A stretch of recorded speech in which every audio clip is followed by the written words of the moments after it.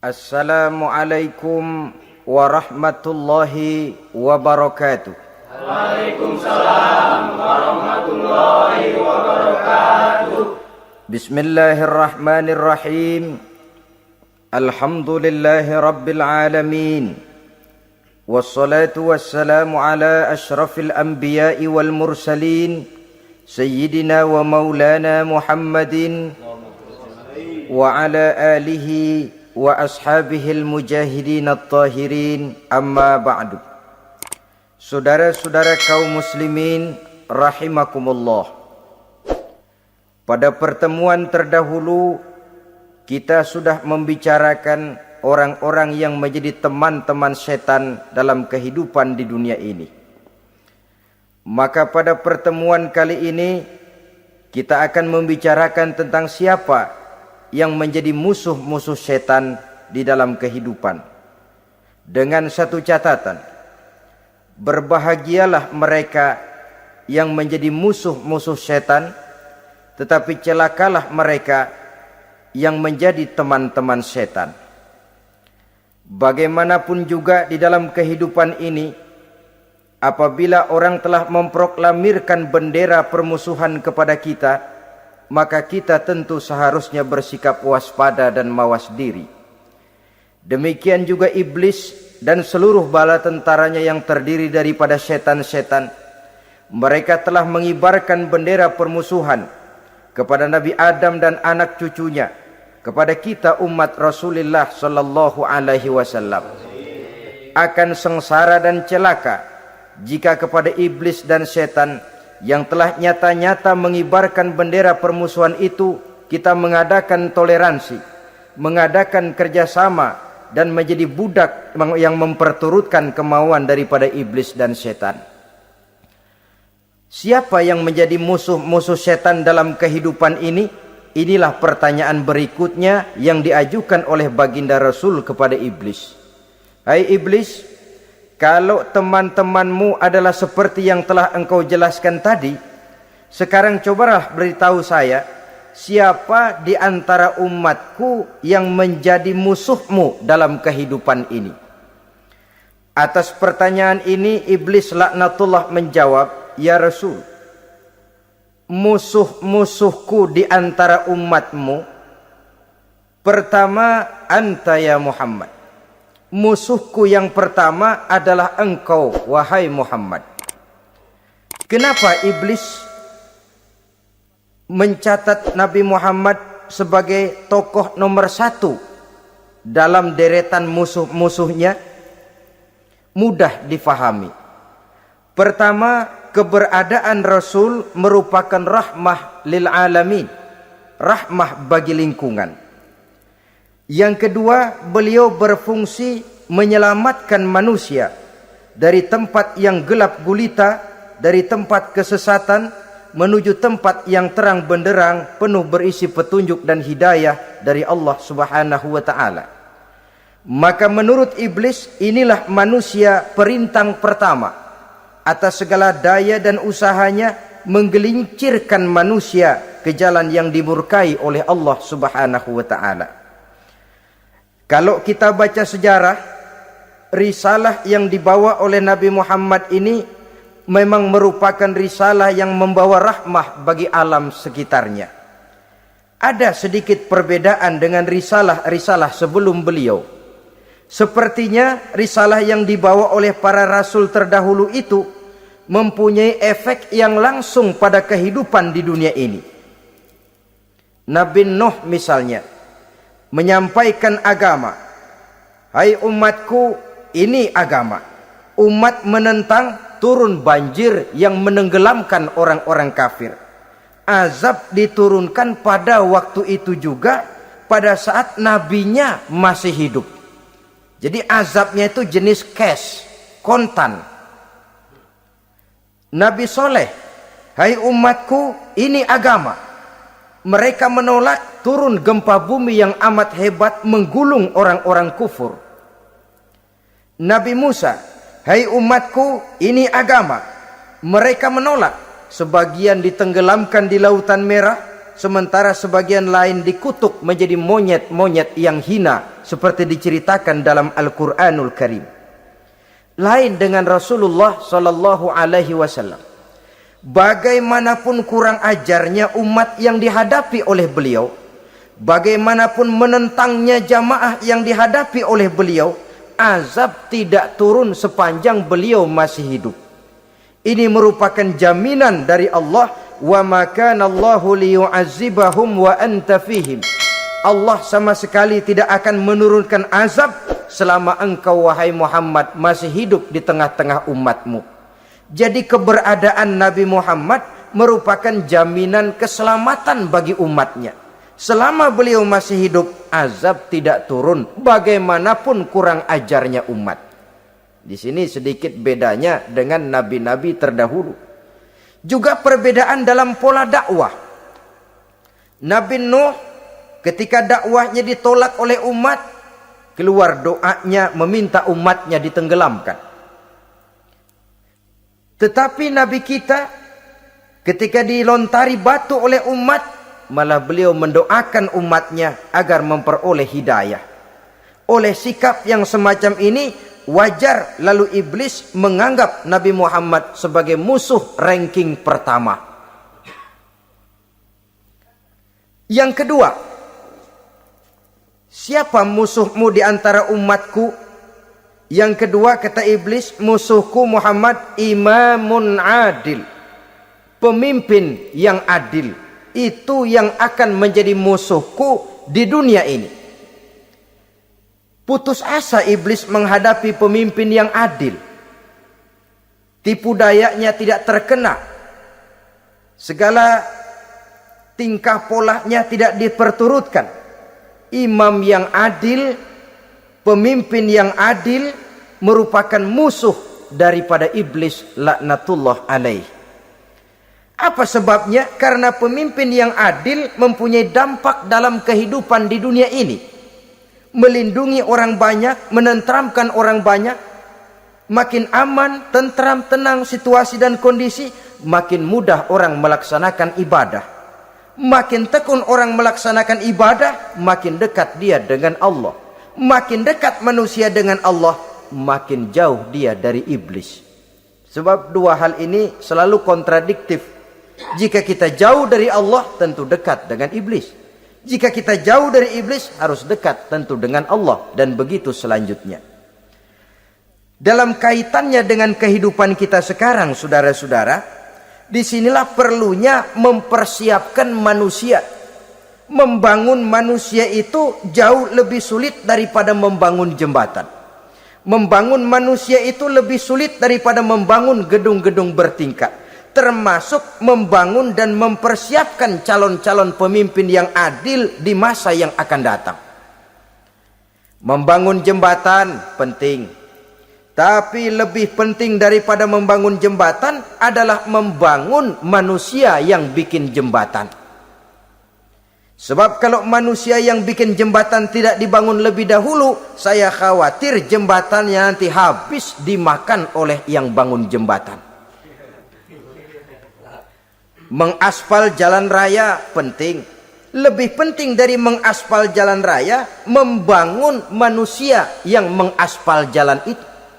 Sebab kalau manusia yang mengaspal jalan bermental rusak dan bejat, saya khawatir jalan belum selesai, aspalnya habis dimakan oleh yang ngaspal.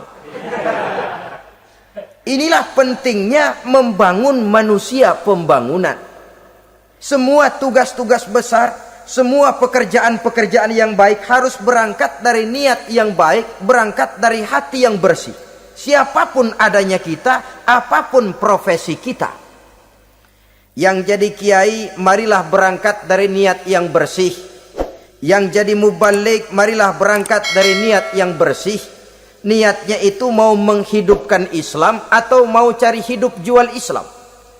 Kalau mau menghidupkan Islam, mari sama-sama kita berjuang. Tapi kalau mau cari hidup untuk dengan menjual Islam, minggir saja daripada nanti bikin malu. Yang mengurus masjid, mari berangkat dari niat yang bersih. ngurus masjid itu niatnya mau menghidupkan masjid atau mau cari hidup di dalam masjid. Kalau mau menghidupkan masjid, mari.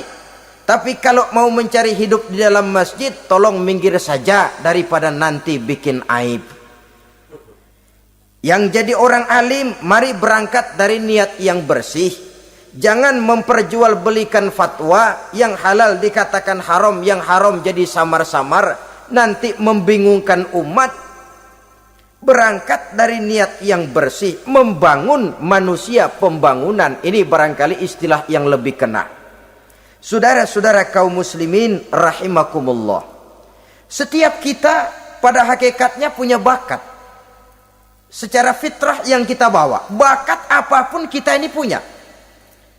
Saudara punya bakat jadi pemimpin, saudara pun punya bakat jadi pengkhianat. Saudara punya bakat jadi orang soleh, saudara juga punya bakat jadi orang salah. Saudara punya bakat jadi orang besar, saudara pun punya bakat jadi orang hina. Seluruh bakat ada di dalam diri kita. Tinggal nanti pertumbuhannya mana yang lebih subur. Saudara punya sifat berani, saudara pun punya sifat takut. Seberani-beraninya orang mesti ada sifat takutnya. Nanti mana yang tumbuh lebih subur? Kalau takutnya tumbuh lebih subur, dia akan jadi orang penakut. Kalau beraninya yang tumbuh lebih subur, dipupuk oleh lingkungan, pendidikan dan sebagainya, dia akan tumbuh jadi orang pemberani. Oleh karena itu, agama merupakan lingkungan yang subur untuk menumbuhkan benih-benih yang baik yang kita bawa bersamaan dengan lahirnya kita ke alam dunia ini. Setiap kita, saya, saudara, punya bakat jadi pemimpin, punya bakat jadi pengkhianat, punya bakat jadi pengabdi, punya bakat jadi koruptor, punya bakat jadi pemelihara, punya bakat jadi perusak. Tinggal nanti lingkungan pendidikan yang menumbuhkan mana yang tumbuh lebih subur. Kalau lingkungan saudara lingkungan maling, maka sifat pengkhianat akan tumbuh lebih subur. Kalau nanti saudara jadi pemimpin, insya Allah korupsi. Lingkungan yang menumbuhkan sifat mengabdi, sifat berbuat tanpa pamrih, dikalahkan oleh sifat pengkhianat dan korupsi itu yang dibentuk oleh lingkungan, pendidikan, pengalaman dan sebagainya. Oleh karena itu, secara dini agama menanamkan, menyuburkan fitrah-fitrah yang baik yang kita bawa bersamaan dengan hadirnya kita dalam kehidupan ini. Sebab itu seorang penyair bernama Syauqi mengatakan dalam sebaik syairnya, waladatka ummuka ya ibna adam bakian wan nasu haulaka yadhakuna surura. Hai manusia, pada saat kamu dilahirkan kamu menangis dan orang lain di sekelilingmu ketawa. Kakek senyum dapat cucu baru, paman gembira dapat keponakan baru, sementara kita yang lahir menangis. Betul apa benar? Apa ada saudara yang begitu dilahirkan terus nyengir? Saya kira kabur dukunnya itu. Setiap kamu hai manusia lahir dalam keadaan menangis, orang sekelilingmu tertawa. Karena itu katakan kepada mereka yang senyum di sekelilingmu, hai manusia, pada saat saya dilahirkan saya menangis dan kamu semua tertawa. Baik manusia. Tapi nanti pada satu saat harus terjadi kebalikannya. Kalau dikala saya lahir saya menangis dan kau semua senyum, nantilah manusia. Kalau satu saat saya meninggalkan alam dunia ini, saya akan berangkat dengan senyum. Dan kalian semua akan berurai air mata. Kalau perlu dari Sabang sampai Merauke kibar bendera setengah tiang. Kalau perlu. Jangan terbalik, kita mati melotot orang malah gembira. Karena hidup selalu membawa sifat-sifat yang merusak. Inilah orang kedua yang menjadi musuhnya iblis dan beruntung menjadi musuh iblis. Siapa? Imamun adil, pemimpin yang adil. Saudara-saudara kaum muslimin rahimakumullah. Yang ketiga musuh iblis, ghaniyun mutawadhi, orang kaya yang rendah hati, orang kaya yang tidak sombong. Kaya apa saja, Baik kaya oleh karena ilmu, orang yang kaya karena ilmu disebut orang alim. Baik kaya karena materi, orang kaya karena materi dinamakan hartawan. Baik kaya karena kedudukan, orang yang kaya karena kedudukan dinamakan pejabat. Orang kaya yang rendah hati itu musuh iblis. Beruntung dia menjadi musuh iblis. Iblis tidak senang ada orang kaya tidak sombong. Tapi iblis paling senang kalau ada orang kaya sombong. Lebih senang lagi iblis kalau ada orang miskin sombong. Masya Allah. Orang kaya sombong, walaupun iblis senang, orang masih bilang pantas saja dia sombong, kaya apaan aja punya. Udah miskin sombong, kira-kira yang disombongin apaan? Dalam segala bentuknya sombong ini Allah tidak senang, tapi iblis senang. Kenapa? Karena sponsor sombong iblis. Kan yang pertama kali sombong iblis toh. Ketika disuruh sujud kepada Nabi Adam, dia nggak mau. Ini kesombongan pertama yang terjadi dalam sejarah. Ketika ditanya, kenapa kau tidak mau sujud iblis? Ah, saya kan dibikin dari api, Adam dari tanah. I am the best. Saya lebih hebat daripada iblis, daripada Adam. Adam baru kemarin dibikin, saya sudah lama. Kata Allah, kamu sombong iblis, ini surga bukan tempat orang sombong. Keluar! Terusir dia dari surga. Jadi kesombongan pertama adalah kesombongan yang dilakukan oleh iblis. Dan dia tanamkan itu kepada kita supaya jadi orang sombong. Karena itu sombong ilmu Allah nggak senang, tapi iblis senang. Mentang-mentang ada ilmunya. Nih, satu-satunya ustadz di sini ya. Semua mesti ngaji sama gue. Kalau nggak ngaji sama gue, Islamnya kurang tapi bener. Sombong karena ilmu. Sombong karena pangkat. Mentang-mentang pakai bintang di pundak, jalan pundak duluan. Yang wajar saja hidup ini. Sombong harta pun begitu. Kaum muslimin rahimakumullah. Orang kaya yang rendah hati dimusuhi oleh iblis, tapi dicintai Allah, dicintai Rasul, dicintai malaikat. Caranya bagaimana? Kembali kepada satu kesadaran bahwa pada saat terlahir ke alam dunia ini tidak ada yang pernah kita bawa. Kalau sekarang kita punya rumah, punya kebun, punya kendaraan, punya pabrik, punya segala macam benda, apa itu? Titipan. Pada suatu saat akan diambil kembali oleh yang menitipnya. Kalau titipan itu pandai kita jaga, pandai kita syukuri, titipan akan makin banyak. Sama juga kita dalam kehidupan. Kalau orang bisa kita percaya, saya mau pergi ke luar negeri, rumah saya titip kepada tetangga. Saya pulang dari luar negeri, isi rumah tetap tidak berkurang, malah dibersihi, malah disapu, dihilangkan kotorannya. Tentu bukan main syukur saya, girang saya. Akan bertambah kepercayaan saya untuk menitipkan apa saja. Ini makna la in syakartum la azidannakum wa la in kafartum inna azabi lasyadid. Kalau kamu pandai bersyukur, aku tambah nikmat. Tapi kalau kamu ingkar, azabku teramat pedih. Artinya apa? Nikmat bisa berubah menjadi azab kalau kita tidak pandai mensyukurinya. Ma'asyiral muslimin rahimakumullah. Orang yang kaya ilmu lalu rendah hati, tidak selalu ingin menonjolkan diri. Ini kadang-kadang yang tanggung ini yang bikin berabe. Alim bener enggak, geblek bener juga enggak. Yang sedikit-sedikit mau nonjolin diri. Kalau enggak jadi imam enggak mau ke masjid. Enggak jadi imam enggak mau ke musola. Pokoknya kalau enggak jadi imam marahan sama musola. Macam mana? Saudara-saudara kaum muslimin, rendah hati. Tidak selalu ingin menonjolkan, sebab orang yang selalu ingin menonjolkan dirinya biasanya orang yang kekurangan kepercayaan kepada kemampuan dirinya sendiri. Dia selalu ingin dinomorsatukan.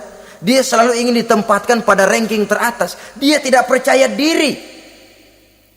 Orang yang percaya diri dapat bersikap wajar dalam kehidupan. Begitu juga kaya karena harta, dengan menyadari bahwa harta bagaimanapun banyaknya titipan dari Allah. Pada suatu saat akan kembali. Dia harus dimanfaatkan sesuai dengan kehendak yang menitipnya. Begitu juga kaya oleh karena pangkat, kedudukan, dan jabatan. Pada suatu saat jabatan itu akan hilang dari diri kita. Karenanya sering saya jelaskan bahwa pangkat di dunia ini yang paling tinggi pensiun. Titel yang paling akhir almarhum. Saudara setuju atau tidak, titel itu akan saudara dapat. Bagaimanapun kita cinta kepada pangkat, kedudukan, entah pada akhirnya satu saat akan sampai kepada posisi yang namanya pensiun.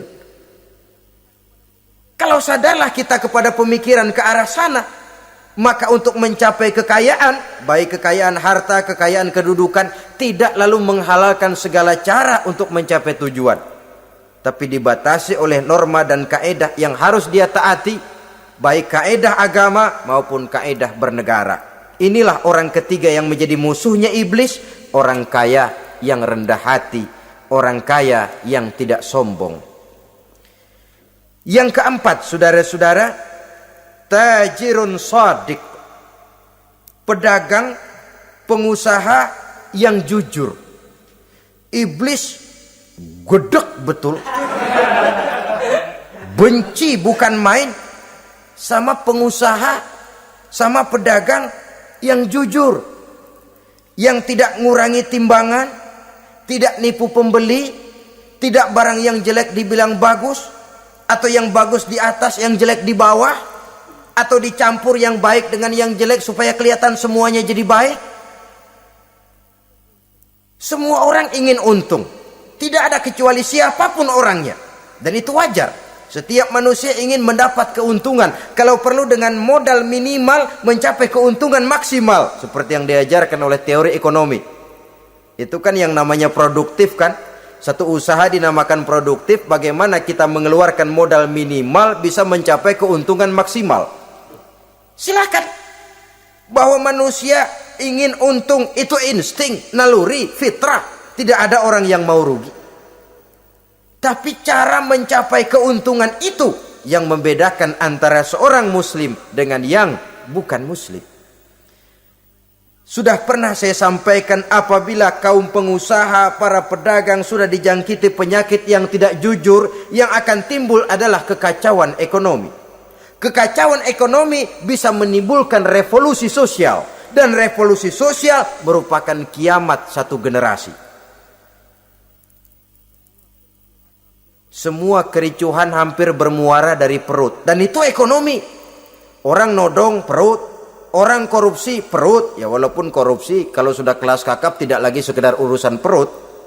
Ya perut apa yang diurusin kalau korupsinya miliaran itu? Perut jin barangkali. Saudara-saudara kaum muslimin rahimakumullah.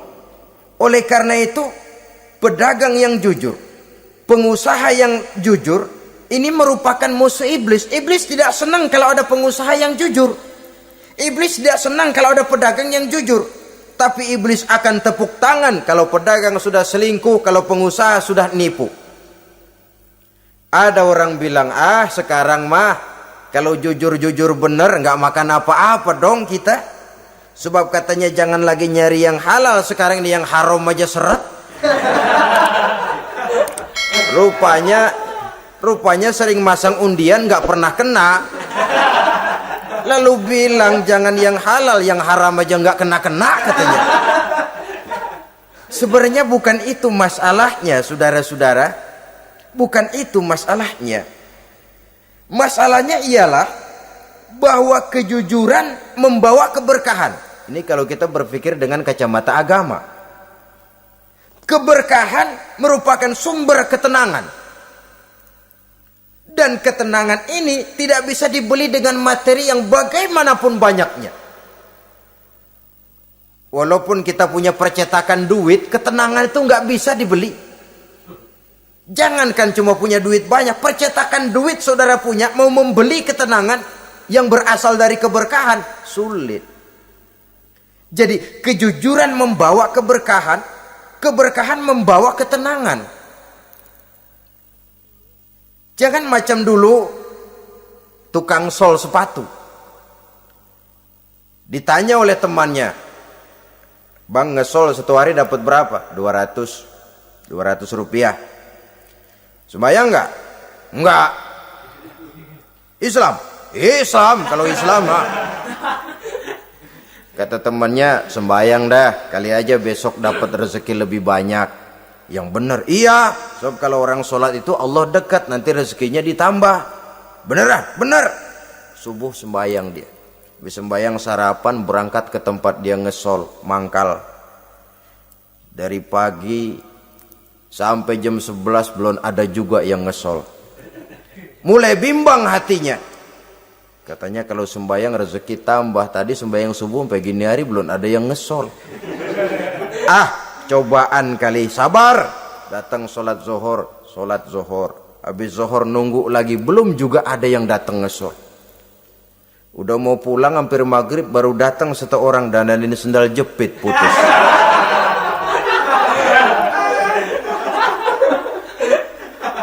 Sudah bayar 25 rupiah, pulang dia si tukang sol ini, ketemu sama temennya yang nyuruh sholat tadi. Ditanya, "Bagaimana penghasilan ini hari?" Apa dijawab? "Gua kapok deh sembahyang."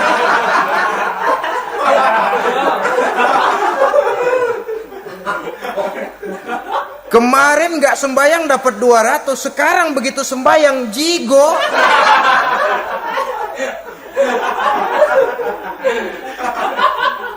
Dia tidak sadar bahwa dengan dari kacamata agama, 25 rupiah yang membawa berkah jauh lebih baik ketimbang 200 uang panas.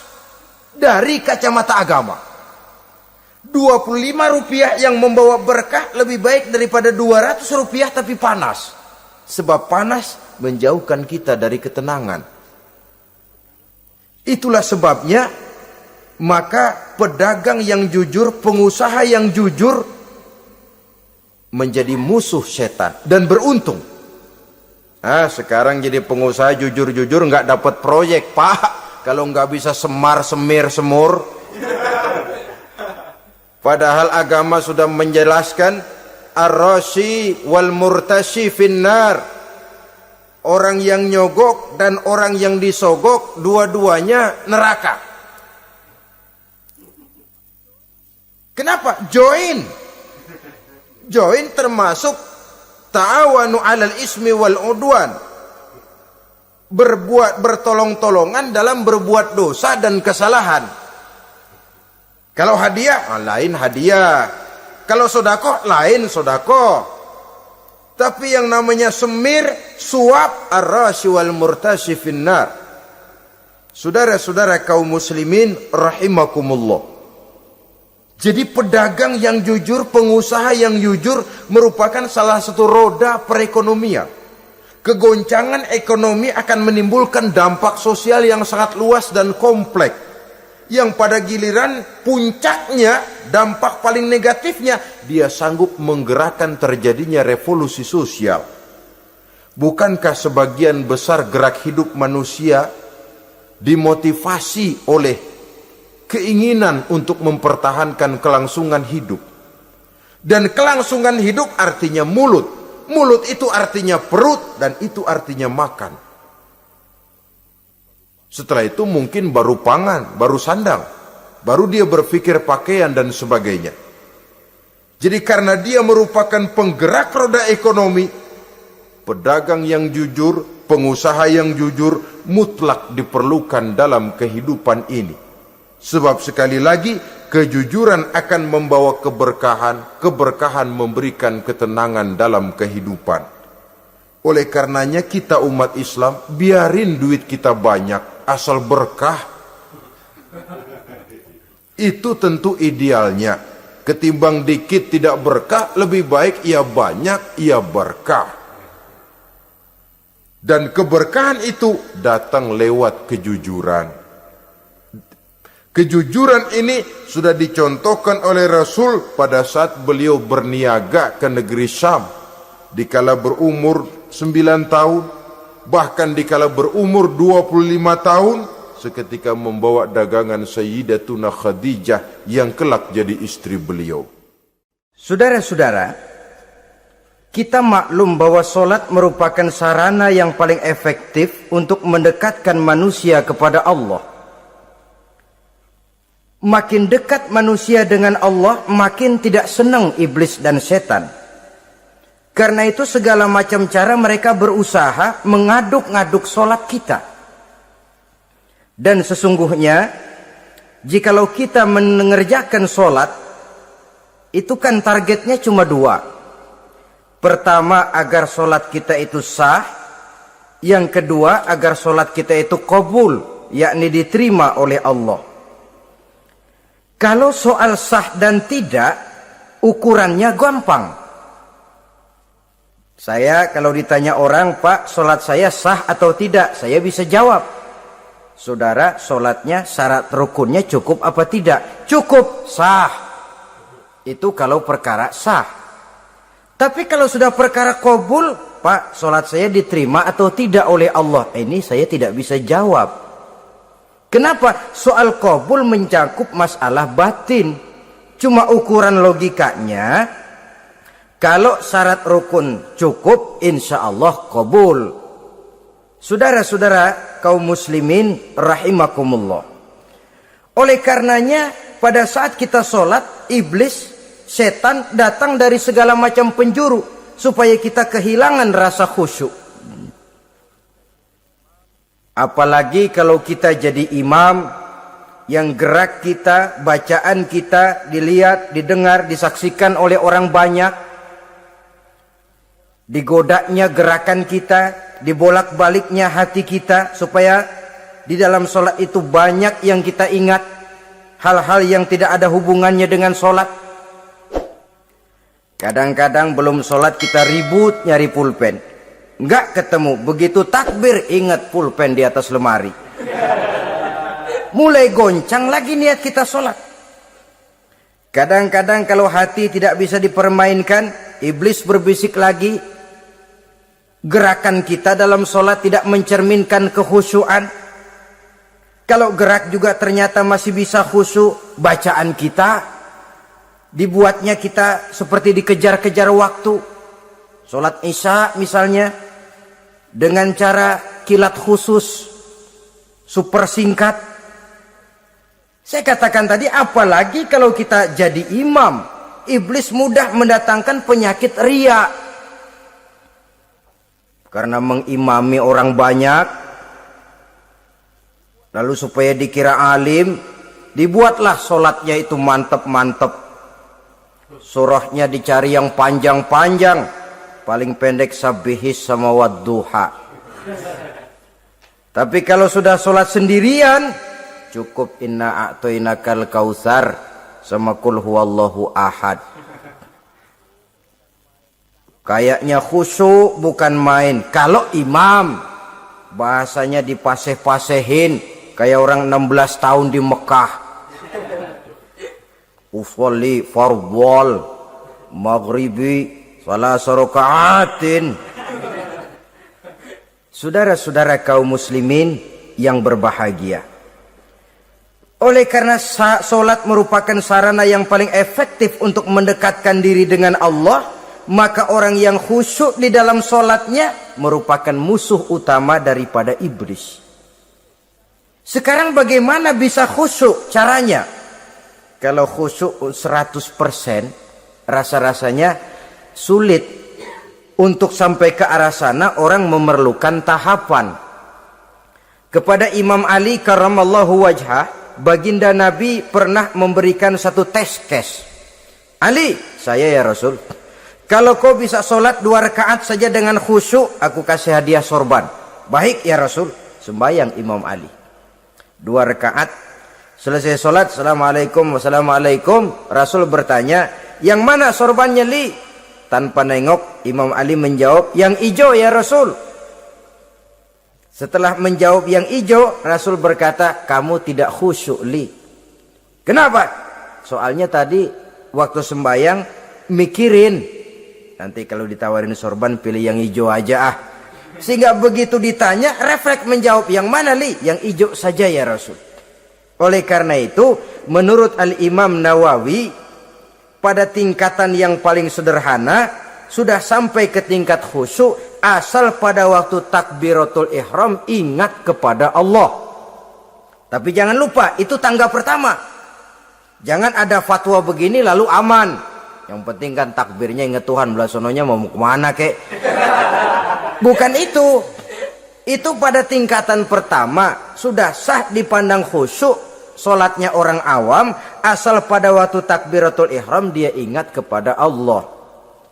Tetapi harus terus berusaha agar sepanjang solat dia ingat kepada Allah. Caranya bagaimana? Pertama, menanamkan diri bahwa pada saat kita sedang mengerjakan solat yang lain tidak ada kecuali Allah. Yang kedua, berusaha memahami apa yang kita baca. Sehingga pada saat kita sujud, subhana rabbiyal a'la wa bihamdih, terbayang kemahasucian Allah, kemahatinggian Allah. Sehingga hati tidak mengembara, mulut berucap, hati mengikuti apa yang diucapkan. Yang kadang-kadang membuat hati kita jalan-jalan, badan di masjid, badan takbir, badan ruku, tapi hati di pasar, hati di kantor, hati di pabrik. Karena yang kita ucapkan tidak berakar di hati. Yang kita baca kita nggak tahu artinya. Sangat boleh jadi hati lalu mengembara kemana-mana.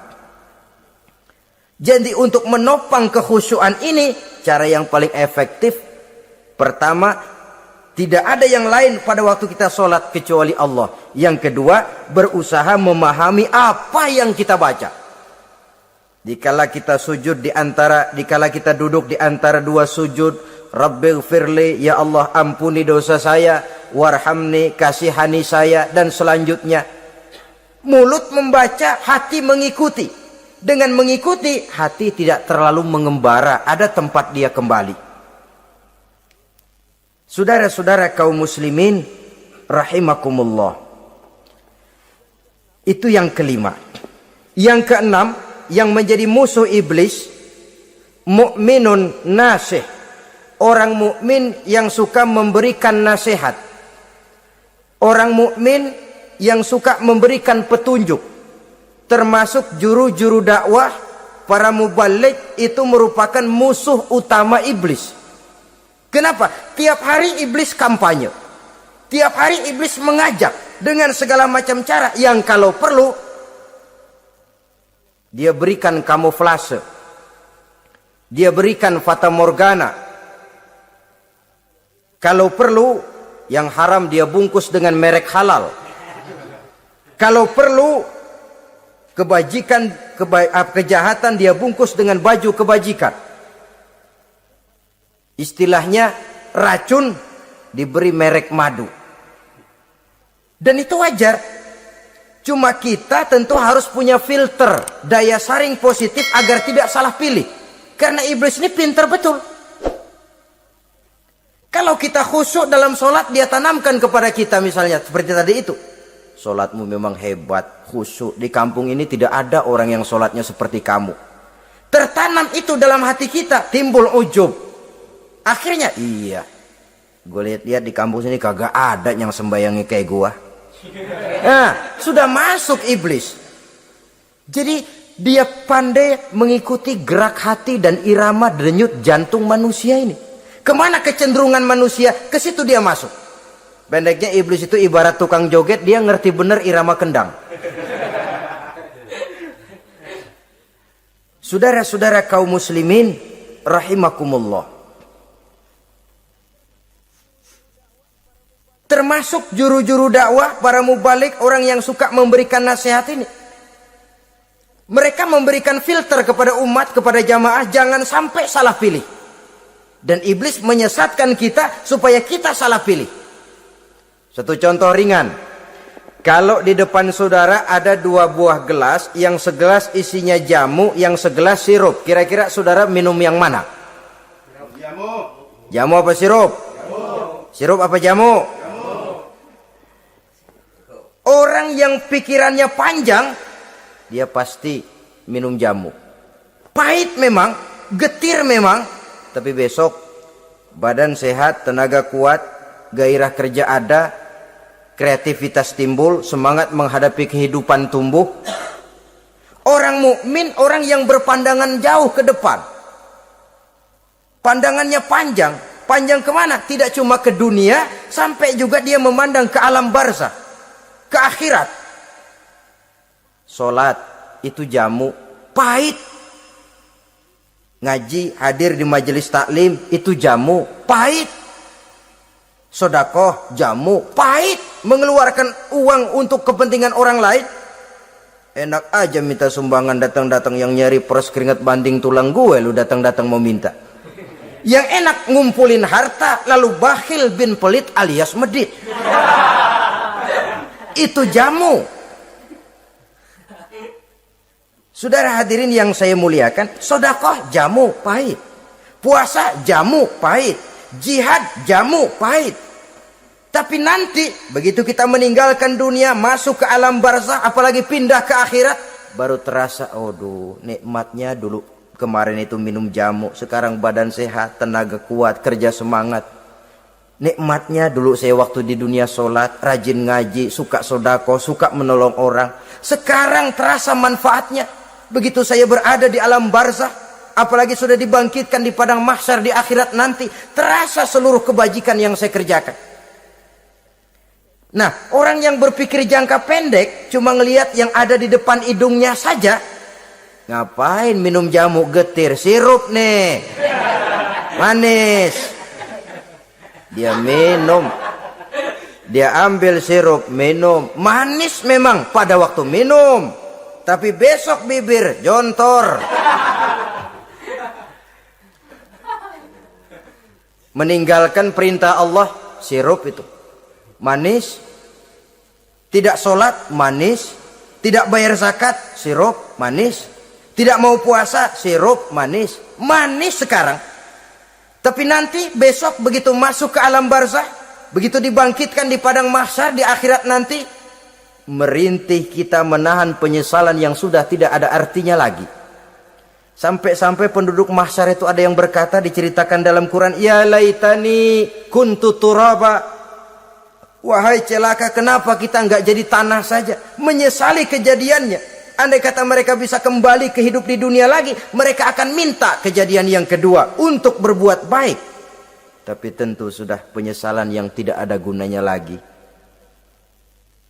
Maka saudara-saudara, emang cuman jalan duluan kecebur di sumur yang nyesel duluan.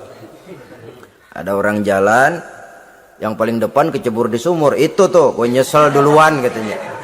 Nyesel duluan. Yang lain mesti nyeselnya belakangan. Saudara hadirin yang saya muliakan, nah, orang yang suka memberikan nasihat kepada orang lain dimusuhi iblis. Kenapa? Tentu nasihat yang membawa kebaikan. Iblis enggak senang betul itu. Kita nasihatin teman, udah berhenti dah, jangan pada mabok lagi. Iblis gergetan bener. Ini orang dilarang lagi. Kita nasihati teman, udah jangan masang-masang lagi dah, nggak bakalan kena, dikebohongin. Nggak ada orang jadi kaya masang judi, bangkrut malah lo. Ini kan termasuk tipu daya iblis, judi dinamain sumbangan. Itu sama saja itu, madu, racun mereknya madu. Judi dinamain sumbangan. Kalau Kang Beca pada nyumbang. Kayak orang kaya lagunya.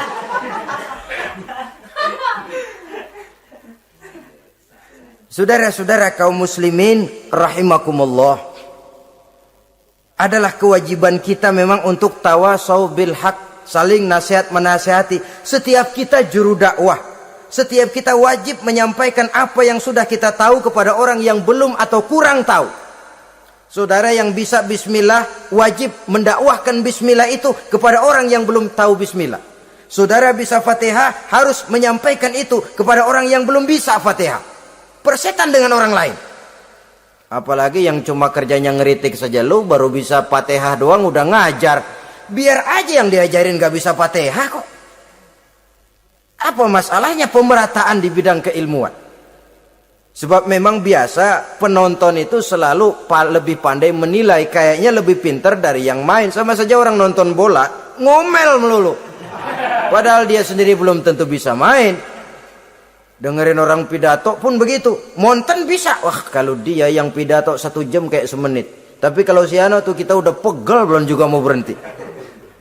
Monten bisa. Coba dia suruh pidato. Udah 1/4 jam masih ama ba'du. Apa mau dibilang ama ba'du?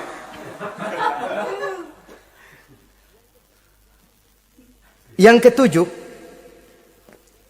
yang menjadi musuhnya iblis, taibun sabitun ala taubatihi, orang yang bertaubat dan tetap di atas taubatnya.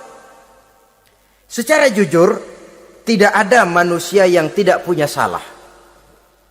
Dan orang yang baik memang bukan orang yang tidak punya salah. Karena tidak ada orang yang tidak punya salah. Orang yang baik adalah orang yang apabila melakukan kesalahan dia segera sadar, dijadikannya itu sebagai pelajaran untuk tidak diulanginya lagi pada masa yang akan datang. Biasanya kita menghakimi orang pintar, kita nggak merasa bahwa kita juga punya kesalahan. Kalau kita ngelihat maling ayam kita teriak, padahal kita nyolong kambing. Lebih besar dari si maling ayam, merasa diri lebih benar dari yang lain, padahal kita lebih kotor dan lebih jelek. Hilang sifat introspeksinya. Yang kita musuhi, yang kita caci maki, tahu-tahu kita sendiri yang melakukannya. Saudara-saudara kaum muslimin, orang yang bertaubat dan tetap dalam taubatnya stabil, itu musuh iblis. Apa ada orang yang taubatnya nggak tetap? Ada. Yang istilah kita taubat sambal namanya. Kalau dia makan sambal kepedesan, taubat makan sambal. Besok mau makan kagak ada sambal, ngomel. Mana sambal? Kemarin udah taubat, sekarang mana sambal? Ini taubat yang namanya taubat sambal.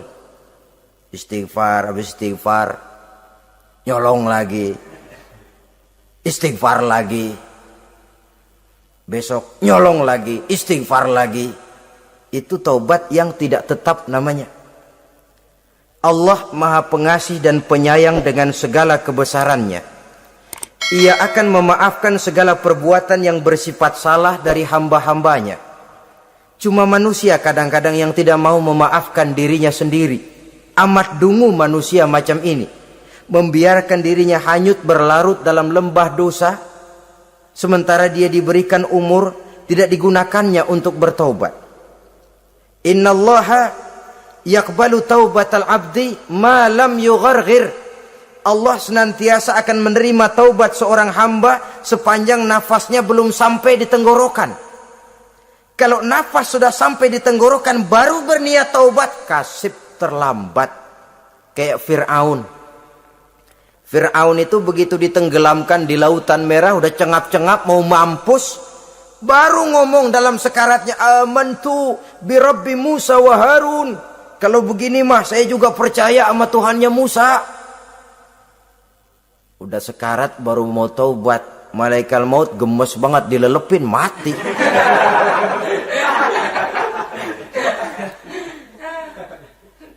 Nah, kepada adik-adik remaja, biasanya kalau sudah bicara taubat, pikiran kita, taubat mah urusan 70 tahun ke atas. Kita masih lama ini. Sebenarnya tidak. Masalah taubat adalah masalah salah dan dosa. Masalah salah dan dosa adalah masalah manusia. Sejak dia akil balik sampai ajal datang berenggut nyawa. Hidup ini tidak selalu berjalan mulus.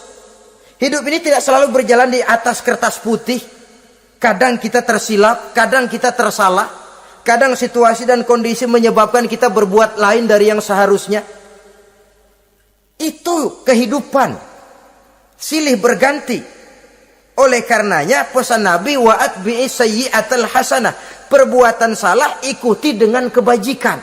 Dosa iringi dengan taubat. Jangan nunggu. Saya untuk taubat takut nanti bikin lagi. Nah, ini namanya punya harapan mau bikin lagi. Nanti aja dah kalau tua-tuaan. Saudara, kalau dosa itu ditumpuk, itu sama saja kotoran yang menodai hati. Kalau kotoran gak rajin kita bersihin, dia akan berkarat. Dan kalau sudah berkarat, sudah sulit untuk dibersihkan. Itu makna ungkapan Imamul Ghazali, hati manusia sebening kaca. Lapisan dosa yang dia kerjakan adalah debu yang menutupi jernihnya kaca. Orang yang bersih dari dosa, dekat dengan Allah, hatinya jernih seperti kaca. Dari hati yang jernih, radarnya kontak kepada Allah. Sinyalnya nyambung channelnya itu. Getarannya hebat. Wajar kalau lalu dia bisa tahu apa yang besok akan terjadi. Diberitahu oleh Allah. Yang namanya ilmu laduni itu. Ilmu yang ditransfer langsung oleh Allah. Karena kebersihan hatinya. Mana ada orang gak belajar bisa pinter. Iya, kalau hatinya butek emang gak ada. Tapi kalau Allah mau berberangkat dari hati yang bersih, yang kontaknya nyambung kepada Allah, hati itu seperti kaca, kata Imam Ghazali. Dosa yang kita lakukan adalah debu.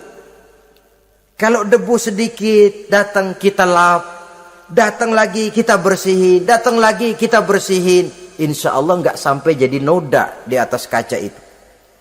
Tapi kalau nunggu debu itu sampai bertumpuk, besok aja ngelapnya dah, besok aja ngebersihinnya, bertumpuk dia, sulit membersihkannya. Walaupun kena, nodanya tentu tertinggal di atas kaca itu. Karena itu dalam kehidupan remaja misalnya, pemuda misalnya, kita tidak bisa menolak mode, tidak bisa menolak musim. Modenya disco, modenya breakdance, modenya joget, modenya jaipongan, mode. Pada waktunya habis, ya habis. Tapi bagaimanapun dia akan punya dampak, memberikan bekas dalam membentuk kepribadian. Dan ini efek yang tidak kita inginkan. Efeknya, bukan modenya itu. Jadi oleh karenanya saudara-saudara, masalah taubat bukan masalah 70 tahun ke atas, tapi masalah manusia sejak dia akil balik sampai ajal datang merenggut nyawa. Sepanjang nafas belum sampai di kerongkongan, Allah akan menerima taubat seorang hamba. Bahkan dalam hadis qudsi Allah menyatakan, "Lau amiltumul khotoya hatta mala'atis sama, thumma nadimtum, fataballahu alaikum." Kalaupun kamu berbuat dosa sampai penuh langit dengan dosamu, kemudian kamu bertaubat dan menyesal, Allah pasti akan menerima taubatmu. Jadi orang yang taubat dengan sebenarnya dan tetap dalam taubatnya, itu musuh iblis. Tapi orang yang taubatnya angin-anginan, iblis demen banget. Hari sembahyang, besok mabok, besoknya lagi nyolong, besoknya lagi zina, besok tobat lagi. Kata iblis, surak, iya lu gocet dah Tuhan.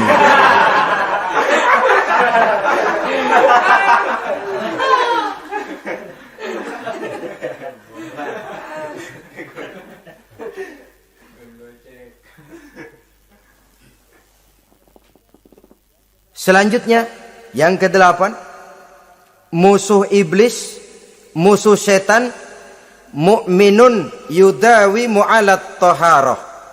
Orang mukmin yang membiasakan diri selalu dalam keadaan bersuci. Baik dari hadas kecil, lebih-lebih dari hadas besar. Wudu utamanya memang untuk sholat. Tapi membiasakan wudu dalam kehidupan sangat baik sekali. Mau ke kantor, wudu dulu. Mau ke pasar, wudu dulu. Mau ngajar, wudu dulu. Apa sebabnya? Karena dalam keadaan suci, orang ada sikap memelihara kesuciannya. Kalau kita naik PPD pagi-pagi gelantungan, kalau punya wudu, hati-hati, kesenggol perempuan juga sayang sama wudu. Tapi kalau nggak punya wudu, jangan kesenggol, kita nyeruduk.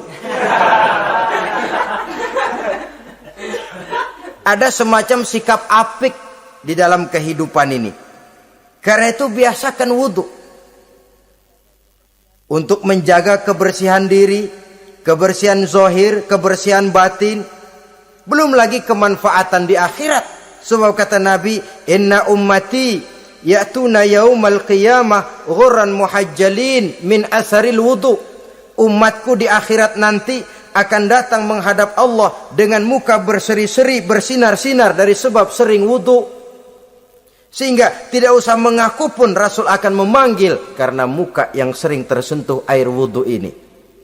Mu'minun yudawimu alat toharoh. Orang mukmin yang selalu membiasakan diri berada dalam keadaan suci, berwudu. Kita lihat ajaran wudu ya. Dari sejak bacaan-bacaannya saja itu sudah membawa manfaat. Lalu dari segi bahwa kita manusia sering tersilap melakukan dosa-dosa kecil. Dosa-dosa kecil itu oleh air wudu dia rontok. Tangan kita suka colak-colek. Pada saat membasuh dua tangan, Allahumma inni as'alukal yumna wal barakah wa a'udzubika minasyu'mi wal halakah. Dosa yang ada di tangan itu rontok. Mata kita suka pelatat-pelotot, enggak karu-karuan. Pada saat membasuh muka, nawaitu raf'al hadasil asghar. Dosa yang ada di mata rontok. Dari segi pembersihan batin. Belum lagi dari segi pembersihan zahir. Sehari semalam kalau 5 kali saja kita terkena air wudu, itu sudah menjaga kesehatan dan kebersihan. Saudara-saudara kaum muslimin rahimakumullah. Yang kesembilan, orang yang menjadi musuh iblis yaitu mutawarra'un anil haram. Orang yang memelihara diri dari yang diharamkan oleh Allah. Terpelihara dirinya, terpelihara yang dimakannya, yang diminumnya dari jenis-jenis yang haram, baik sedikit maupun banyak. Jangan cuma teriak haram waktu sedikit, tapi giliran banyak halal. Sama saja orang dikasih tahu, itu ada cerita anak-anak, Pak Haji punya anak main judi, dikasih tahu, Pak, anak bapak main judi, astagfirullah katanya. Tapi menang Pak, alhamdulillah.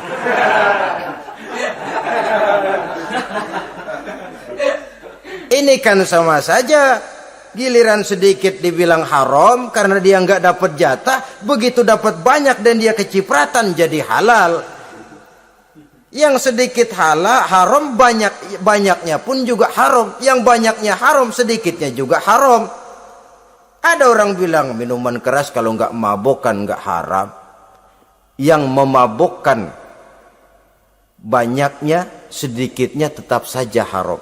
Ma askaro kasiruhu faqaliluhu haramun. Apa yang banyak menyebabkan jadi mabuk, sedikitnya pun juga haram. Saudara-saudara kaum muslimin, yang ke-10 yang terakhir, musuh daripada iblis ialah mukminun rahimun, orang mukmin yang berhati pengasih, orang mukmin yang suka menyambung silaturahmi, orang mukmin yang tidak suka bertengkar, orang mukmin yang tidak suka marah-marahan. Kalaupun terpaksa marah, tidak lebih daripada 3 hari. Jadi boleh saja marah kalau alasannya tepat, tapi nggak lebih dari 3 hari. Kalau perlu bikin perjanjian, kita marah ya 3 hari. Itu limit, tidak halal kata Nabi bagi seorang muslim menjauhi saudaranya lebih dari 3 hari. Tidak halal itu artinya haram. Kita ini kadang-kadang kalau sudah marahan sama tetangga kah, sama teman kah, kadang-kadang suka berlaku perpanjangan waktu. Tidak cukup perpanjangan waktu, ditambah lagi perpanjangan generasi. Enggak cukup kita yang marah, orang lain kita sundut-sundut supaya ngikut marah lagi. Marah pakai ngundang. Kayak mafia lagunya, udah dia marah, orang lain lagi disuruh marah. Saudara hadirin yang saya muliakan, mukmin yang punya sifat belas kasih, berhati jernih, itu musuh utama dari iblis. Tapi mukmin yang suka marah-marahan, tukang hasut dan tukang bakar, itu teman-teman iblis. Oleh karena itu, mudah-mudahan kita semua menjadi musuh iblis. Dan jangan menjadi musuh iblis. Jangan menjadi teman iblis. Sebab iblis sudah kadang memproklamirkan permusuhan. Sekali dia musuh kita, selamanya dia akan tetap menjadi musuh kita. Berusahalah untuk menjadi musuh iblis dan jangan sekali-kali toleransi. Jangan berusaha menjadi teman iblis. Inilah yang kita bicarakan pada pertemuan ini. Mudah-mudahan ada manfaatnya. Terima kasih atas segala perhatian. Mohon maaf atas segala kekurangan. Wassalamualaikum warahmatullahi wabarakatuh. Waalaikumsalam.